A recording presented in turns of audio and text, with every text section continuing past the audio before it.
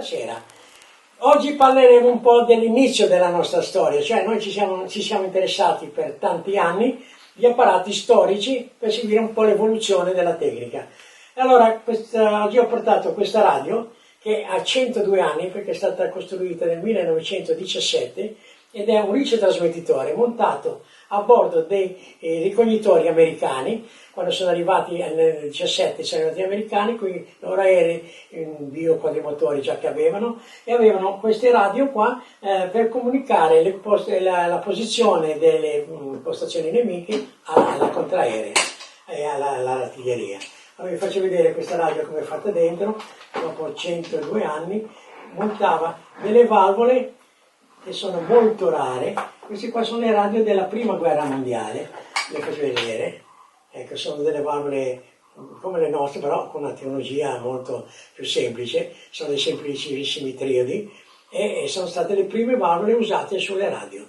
La radiodiffusione non era ancora nata, perché è nata poi 2 o 3 anni dopo, del 22, e quindi in quegli anni lì non c'erano ricevitori radio in commercio da comprare, quindi c'era solo questa roba militare, però noi in Italia non avevamo ancora niente e gli altri già erano partiti. Poi siamo arrivati anche noi, ma come al solito sempre in ritardo. Comunque questa radio qua, appunto, è costituita da un ricevitore che è questa parte qua, con 3 valvole, e da un trasmettitore che ha dentro delle valvole un po' diverse, queste valvole qui che sono quelle di trasmissione. E qui ha 2 valvole di trasmissione e 3 ricezioni.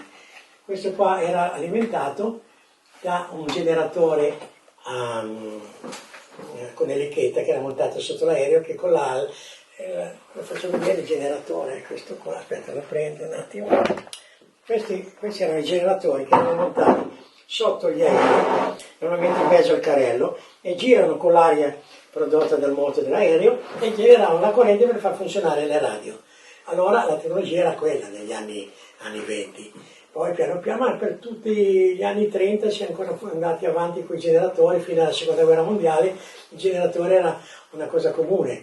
I nostri bombardieri l'avevano montato sulla destra dell'aereo, e lì la verità sono andati avanti dopo la guerra, perché anche sull'F-104 c'è un generatore a vento di emergenza che non l'ha mai usato nessuno, perché l'unica emergenza che c'era era quella di tirare il cordino e lanciarsi fuori, perché non c'era tempo di fare niente, perché quell'aereo lì, se non va il motore, è una pietra che viene giù. Quindi quel generatore in teoria doveva generare sia la corrente elettrica per far funzionare quella avionica indispensabile e la pompa idraulica per far funzionare le stazioni del carrello, quelle cose lì.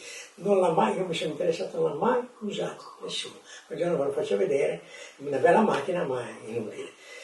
Ecco, quindi tornando alla nostra radio, all'interno c'è lo schema, se si riesce a vedere, c'è la radio che è questa qua.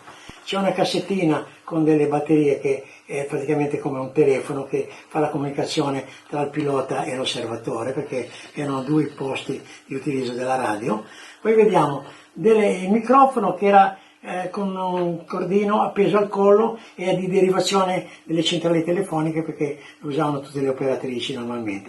Poi abbiamo questi caschi qua che erano i caschi di pelle che portavano i piloti sugli aerei aperti, ci hanno applicato le cuffie e quindi questo hanno realizzato. Questo sotto invece è il generatore con l'elica, ora qui si vede un po' male, che è questo qui, e qui però purtroppo mancano le calotte. E quindi avevano costruito queste radio. Questa è veramente l'origine della radio sugli aeroplani, e non solo, ma delle radiocomunicazioni, perché c'erano già delle comunicazioni radio nella prima guerra mondiale, fatte dai tedeschi, ma era roba sperimentale, funzionavano come funzionavano.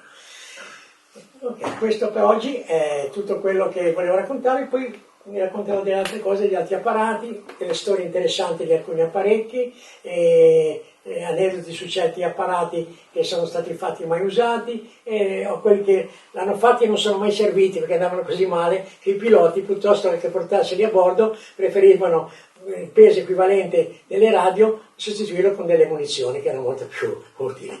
Ecco. Ok, grazie, alla prossima.